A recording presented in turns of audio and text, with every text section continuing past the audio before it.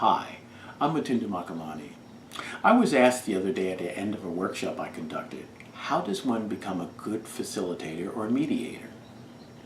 I first explained that there is a fine line between facilitation and mediation. For sure, they can be mixed up and they can also overlap.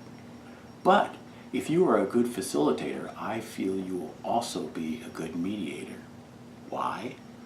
Because success in either two is rooted in three basic concepts. 1, being a good listener. 2, shifting into what I call interview mode. And 3, democratic persuasion. These three components provide both a conceptual and a practical framework for success. Now, being a good listener is much more difficult than people realize. Much of the time, when someone is talking to us, we aren't really listening. We are thinking about what we are going to say in response.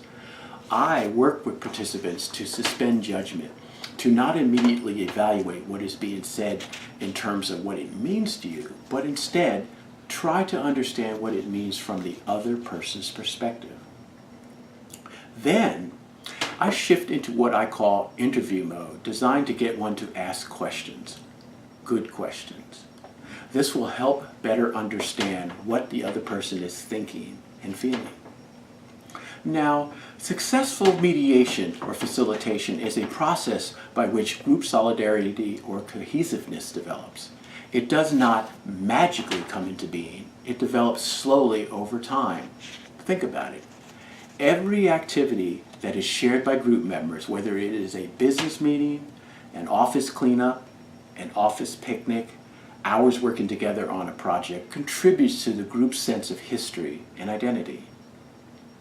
In terms of team building, it is particularly important that the group's growth be based on evolving norms of communication, respect, and mutual trust, since these norms support the values and skills of team building. In working as either a consultant or a manager, I encourage adherence to 5 important guidelines. 1, take your group seriously. Individuals gather for many reasons, and the group should always remember that it is the sum of its members.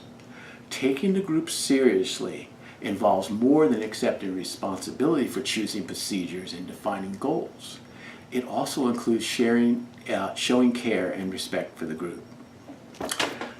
2, have regular evaluations. I set aside time at the end of every meeting, or some mutually decided time, to talk about how the meeting went, how members felt about the process, and what might be done differently in the future. Evaluations also help foster a more cohesive team. 3, share responsibility. I have always felt that members are most committed to the group when they feel that they are making important contributions instead of being led. Balanced participation of in-group tasks. It is important that a few members not carry out all the responsibility, but that it is shared among others as well. This pattern can be broken by redistributing tasks or information so different people can get in the center of what's going on. And 5, balanced participation in meetings. It is rare that every member is equally involved in each meeting because of different degrees of interest or information.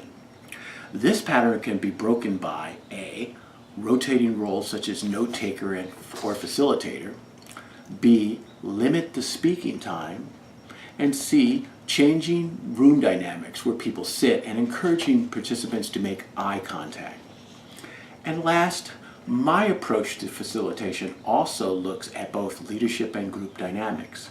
In terms of leadership, anytime a group engages in prolonged activities, especially if the program or project is difficult, one or more persons will eventually emerge as informal leaders.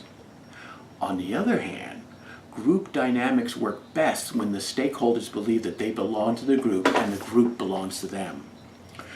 This group solidarity develops out of mutual trust and respect. As this trust develops, participants feel free to express opinions and feelings and disagree without fear of consequences. And that's really important to remember. It is also important to remember for participants to know, too, that they can influence the group. So that's how I look at the ways that facilitation, mediation, and team building work for both the individual and the organization. Feel free to contact me for further information, or if you're interested in me working with your organization or you as an individual. The contact information will follow at the end of this presentation. Take care. See you soon.